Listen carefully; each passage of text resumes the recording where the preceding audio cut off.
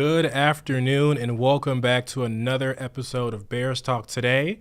And today is going to be a special one. The NFL draft is coming up in a couple of weeks, and we are going to give our version 5,875 mock draft of what the Bears might do. Mike, how are you feeling about your picks? I'm feeling good. I'm very excited for the draft. Hopefully, this will be the last year in a long time that the Bears have a top 10 pick. Yeah. I don't anticipate picking in the top 10 much longer with Ben Johnson. So hopefully we can get a few more premium players with our nice draft capital and then move into our contention window. Like Justin said, we're going to do our final mock draft before the draft. I am very excited, like I said, and I think that this was kind of a draft. The way we kind of segmented it was we're kind of acting as if we're Ryan Poles. Yeah. And we're doing what we think is best. So we both independently have a 7-round mock draft for the Bears. Mm-hmm. We're going to go through each pick. We're going to talk about each pick, some of the players that were available. I know we both kind of ran mock drafts to see kind of how the board fell and everything like that. And obviously this is a prediction, guys that were going to fall in the real draft that we would take. So this is just kind of our prediction for the mock draft. But let's start off, Justin, with pick 10, our first round pick. A lot of talk about what the Bears are going to do with this 10th pick. Yeah. What did you end up going with?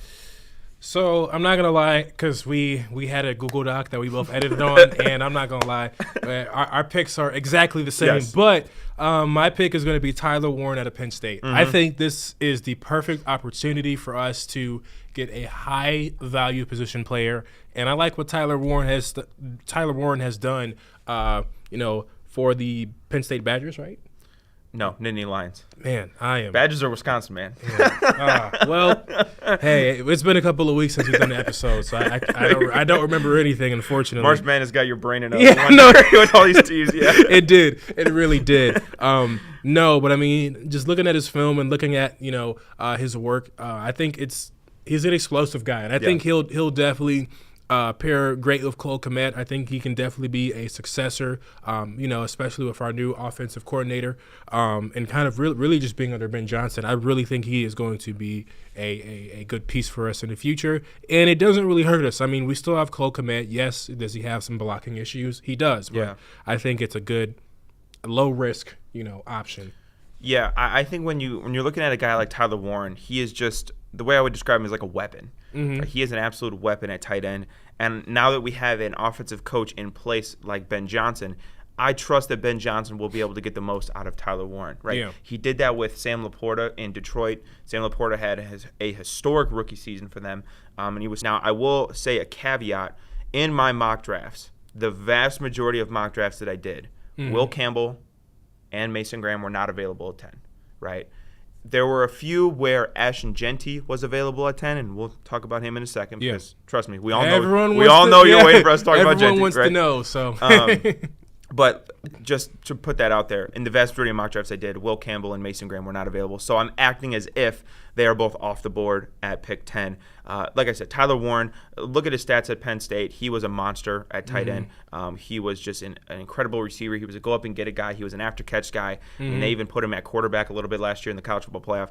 He is incredible. He's a great athlete. I think, like you said, a safe pick. I think he is one of the safer picks in this draft, right?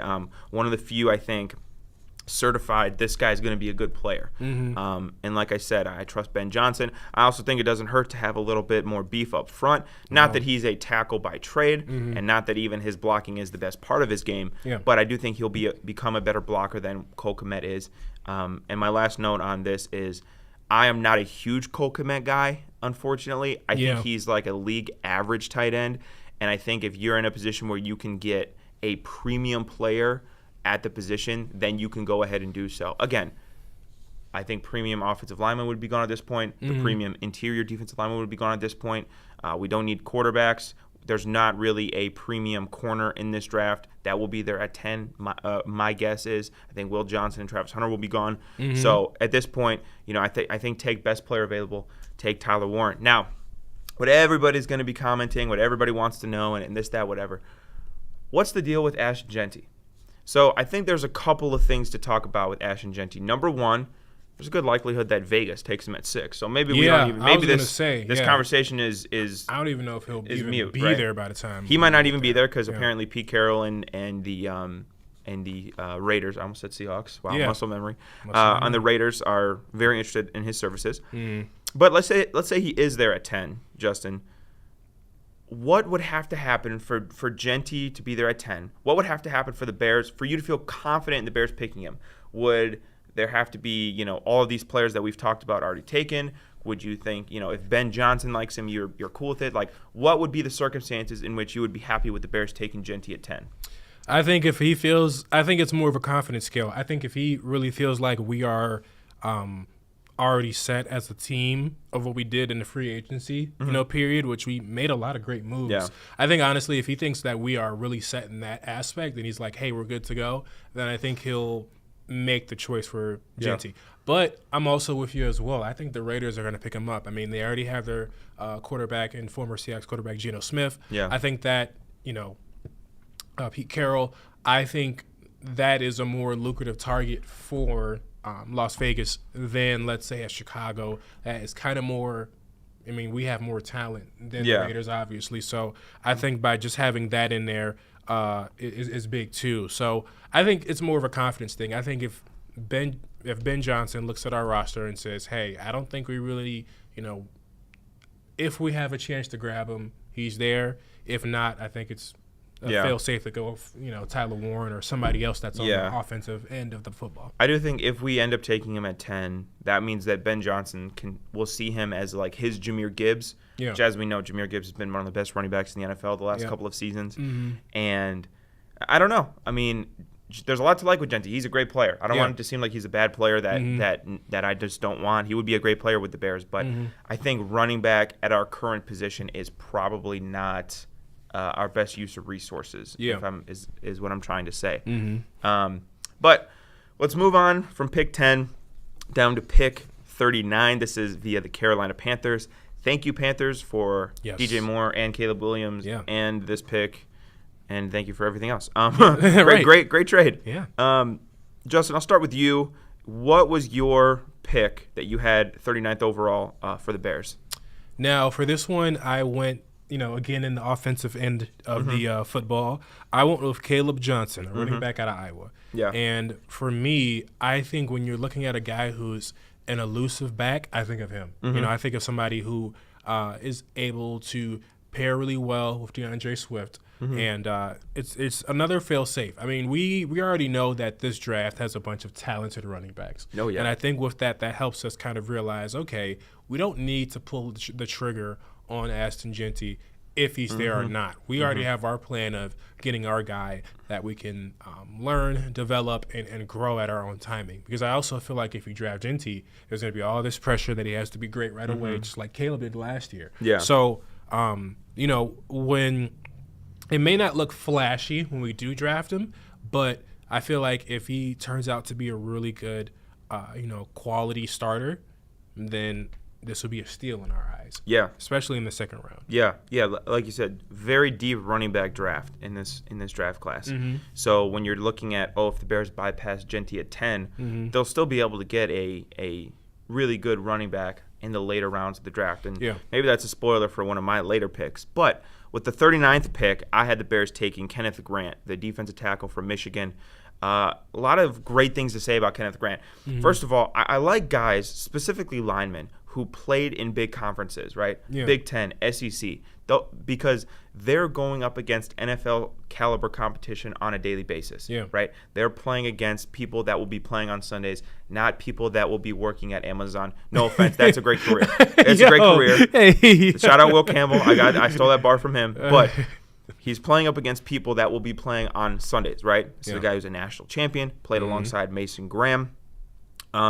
I think the Bears really need to improve the interior of their defensive line. Well, the defensive line, I think, in general, needs a little bit more depth. But the interior specifically, I like Dexter. But, number one, I think there needs to be another one. Number two, I wonder if Dexter may be playing defensive end now, because I don't know if you've seen him, but he looks a little slimmer. Yeah, so maybe that vacation in Cancun, he was working his butt off. Helped him out. Yeah. Or Dennis Allen said, hey, we're going to bump you outside. Why don't you lose a little weight? Why don't you get a little quicker? I think both of those are in place. So Kenneth Grant, I think, is a great player. He's the type of guy that I would really like to have in the second round. I think, are you getting, Aaron Donald? Probably not. No. But are you getting a starting caliber defensive tackle who's going to be good for several seasons? I think that's Kenneth Grant. I like taking him 39th overall. Now, what's interesting for the Bears is that due to the Carolina trade, we have pick 39, you have pick 40, and then we have pick 41. So there's only one pick kind of sandwiched in between our 2 second-round selections. So some of these players are going to be repeats. Some of these players, you're going to be able to pick 2 players that you want right in a row. But, Justin, I'll ask you, who was your 41st overall pick for the Bears? the one you just mentioned, Kenneth Grant. Kenneth Grant, wow. I think you hit it spot on with what you were saying about him. For a lot of the mock drafts that I've seen and researched, a lot of them are offensively focused, which is important. I think we do need to improve a few things on our offensive end. But I also think, like you said, our interior defense is not as deep as I would like it to be. So I think by adding, a former national champion, somebody who knows how to win, I think this is it's a good pick. I think for me, any pick after the second round, it's not really a risk, right? Because we know really in the first day or two, I don't want to say all the good picks are gone, but all of the franchise changers. Yeah, most of the time, yeah. Now you're when you're looking into the second round, now you're looking into your role players, or you're looking into your guys that you're looking to develop. Like quality starters, not so much like superstars. Not at all. So I think for me, like if I'm the Chicago Bears and I'm picking in the second round, I'm filling up. I'm looking at the other holes in our offense or defense that we need to plug in that aren't as urgent. Yeah, and me and Justin kind of had very similar mindsets when talking about this draft because I took Kenneth Grant with pick 39. He took a running back with pick 39. Yeah. He took Kenneth Grant with pick 41, and I'm taking a running back with pick 41. yeah. I have a different flavor of running back, however. Okay. I prefer, in terms of when you're thinking about the tiers of running backs in this class, you have Genty and you have Omarion Hampton in the first tier. Yeah.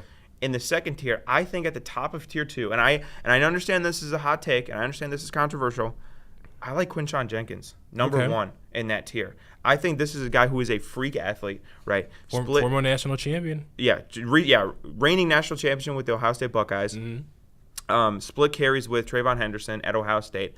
I kind of like the fact that his legs are fresher, right? Yeah. Like Genty, one drawback with him is he had so many carries in college, and the offense ran through him literally that I wonder if maybe he'll break down easier in the NFL. Yeah. But with Jenkins, like that was not an issue, right? He split time. He was, I think he won. He was a freshman All-American at Ole Miss, transferred to Ohio State, was great at Ohio State. This guy's got freak athleticism. He's a little bit, bigger, right? So maybe he's not as straight line quick as like a DeAndre Swift is, for example. Yeah. But I think that this is the perfect David Montgomery style running back that Ben Johnson is going to want to have in Chicago. Yeah. You get your Jahmyr Gibbs maybe at a later date or whatever, but he is, I think, a workhorse bell cow running back. I would love to see him in a Bears uniform. Yeah. At pick 41. We have a drop off until 72. So I'm thinking, in one of these second round picks, they're really going to target the running back position. They are. I like him doing it at either 39 or 41. Get a running back, get the guy from Ohio State, and I think we're happy. So those are the first couple of rounds for the Bears. Let's move on to round 3 for the Bears, 72nd overall. I'll start with this one, Justin. I will go with Cameron Williams, the offensive tackle out of Texas. He's a big boy, right? He is a big boy. He's like 6'6", 315. He played 15 games at right tackle last year for Texas. And the scouting report on him is that from a measurable standpoint, from a strength standpoint, from an arm length standpoint, this guy is awesome. Yeah, he is everything you want. Yeah. Is he the best athlete we've ever seen? Not really. Yeah, is he going to struggle a little bit with the bend and the quickness of NFL caliber defensive ends? I think so. But in the third round, when you're going with the 72nd overall, like Justin said, you're not taking superstars, right? No. You're taking potential. Yeah. I think Cameron Williams has great potential in the NFL. The good thing for him is that he won't have to start right away, right? Braxton Jones assuming we don't take a left tackle at 10 overall, should be the day one starter. Darnell Wright will be the day one starter at right tackle. Yeah. So we have the tackles bookended. As we know, we all address the guards and center positions in free agency. Cameron Williams, to me, is not a guy that you start week one, day one, maybe even year one.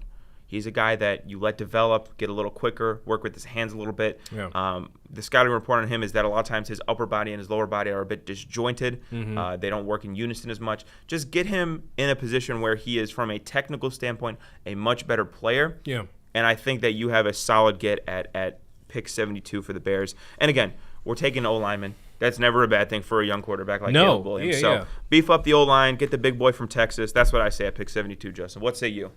Man, I'm kind of sticking with the Texas train here, and another big boy, but on the defensive end, I'm going to go with Alfred Collins. Okay. You know, I think when you had mentioned earlier about us really improving the depth of our defensive line, I think this is the guy to do it. I think any offensive or defensive lineman that's coming out of Texas is a good pick. You know? They're different down there. Yeah, they are different. They're different down there. Yeah. Yeah, that's what they're known for.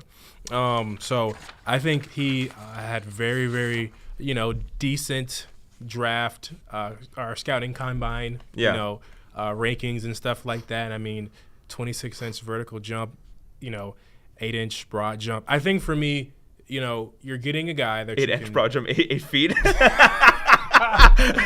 Like I said, it's been a couple of weeks since we've had an episode, so I'm just completely. It's like this guy's the worst athlete ever. Yeah.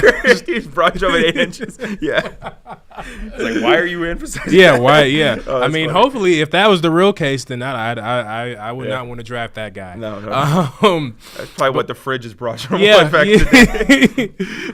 That was back in the day. But I think this is a guy that you can grow, that you can develop, and that can be a quality starter later on down the line. And like you said, that can grow with our new defensive coordinators that we just got. Yeah, and I'm noticing a trend between both of us, Justin. We're taking a lot of big school guys. Yeah. And I don't know if I'm speaking on behalf of both of us. I'll speak on my behalf for just a second.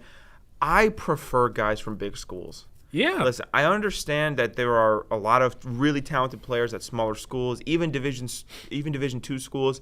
But for me, it really does mean something when you are going up against NFL caliber players in practice, in big games, in the playoffs. That means something to me, right? It's really hard to judge sometimes when a guy goes to, no disrespect, University of Texas, El Paso, right? Who are you playing? Yeah. You know what I'm saying? Yeah. And that's why, again, sometimes those guys fall and they're really good in the NFL. Take Tariq Woolen, for example. But I do just prefer big school guys. Yeah. If push came to shove, I would take the guy from the big school just because he has that experience, probably had higher caliber coaching. Yes, probably, that's a big thing. Like I said, played in bigger games against better opponents. It's just one of those things. So I do tend to lean more towards the big school guys just in general. Yeah. So maybe that's my fault. Maybe that's a flaw. But you see last year, we took I'm blanking on his name in the immediate point, but we took the offensive tackle from Yale. Yes. Well, who's he playing at Yale, right? He went in and he got cooked. He was awful. Right? He almost got Caleb Williams killed. So it's one of those things where it's like, okay, the caliber of opponent, I think, played a factor in that one. Right? It did. Wasn't as good. Speaking of that, though, in the 5th round, this is where I think, at least from my perspective, the Bears have 1 5th-round pick and they have 2 7ths. Yeah. You're looking at depth. You're looking at guys that you hope are going to make the roster. Yeah. Right? We're probably not going to get a starter in our last 3 picks. It would be great if we did. It would be awesome. Probably not going to happen. Maybe with the 5th, maybe not. I went with depth, guys that I think would fill positions of need. Even though, we addressed it in free agency, I still do think we need a little bit of help on the defensive end part. I talked about D tackles with Kenneth Grant. I'm taking Savion Jones, the defensive end from LSU. Again, a big school guy, played in the SEC, played against Alabama and Georgia and Texas now in the SEC.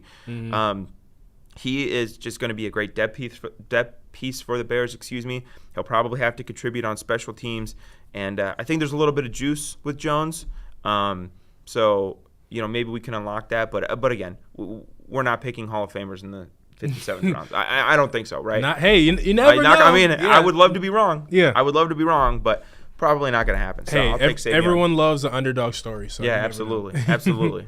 Yeah, no. So my pick, it's funny that we just like totally gave like, smaller schools crap. But yeah, that's actually one of my picks is David Walker, edge from Central Arkansas. But if you look at his sacks, he had a collegiate career of 31 sacks and 191 tackles. He was very productive. So I will say sometimes you do get that diamond in the rough of an athlete who just performs well no matter if it's Division I, Division II, Division III, Pac-12, whatever college, division that they're in, they're still able to perform and help their team and dominate. And I think this guy is definitely going to be that way. I think, I think hopefully he'll be able to fall for us, in the 5th round.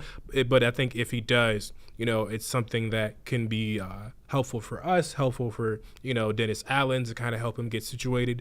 I think Ben Johnson will definitely have some say in, where he falls on the depth chart. But I think, once again, you have a guy who has good stats in college. It is Central Arkansas, so I don't really know. That's Central Arkansas is FCS, I believe, right? Yeah, so I mean, I could be wrong. Yeah. It's not a no-name school, but again, yeah, I mean, you're talking about a guy who went to a small school, but he was very productive. So yeah, he was. If you go to a small school, you better put up good stats. Yeah, you got to put up numbers. You better put up good stats, and if you're not, we got issues. I'm gonna go ahead and just lump both of our 7th round picks, if you don't mind. Yeah. So the Bears have pick 233 and pick 240. Again, I went with 2 depth pieces for the Bears. I went with Kobe Hudson, the receiver out of USF, and then I went with Jermani Harris, the corner out of Iowa. If Jermani Harris can replicate any of the ability of Cooper DeJean, I'll take it. Yeah, I'll take it. Yeah, but in all seriousness, Iowa has been a really good defensive program for years now, and their DBs, especially the uniqueness of their DBs, if you know what I mean, have been excellent. So I'm just taking a guy again from a good program, a depth piece. Guy probably might not make the roster, but you know what? It's okay. It's a 7th round pick. I wouldn't be surprised too, Justin, if we actually bundled both of these 7th round picks to move up, maybe in like the 5th round or early in the 6th round or something. Because I think of 7th round picks as kind of like disposable, I guess is the right word. So, sorry, I don't have an in-depth scouting report for my 7th round guys. But listen, they probably won't make the roster, and that's okay. You know what I'm saying? It's the draft for a reason. There's 260 players taken. Not all of them are going to make rosters. It would be funny if you look at this video 2 years from now and somebody clips it of you saying what you just said and they're like the NFL Hall of Fame. Jermani Harris has 15 picks a year every year. Yeah, he's like modern day Deion. Yeah. I watched this again. video. If I'm wrong, I will never be happy to be clipped. This will be awesome. Right. Give us some clout, please. No. Yeah. It's like that guy. You ever see that video of that YouTube video of that guy who did a pre-draft film and he said Brock Purdy was trash and this, that, whatever. Yes. And then Brock Purdy goes to the last Super pick Bowl, and is awesome. Yeah. I'm gonna be like that guy. I would be happy to be that guy, by the way. Yeah. All right, Justin.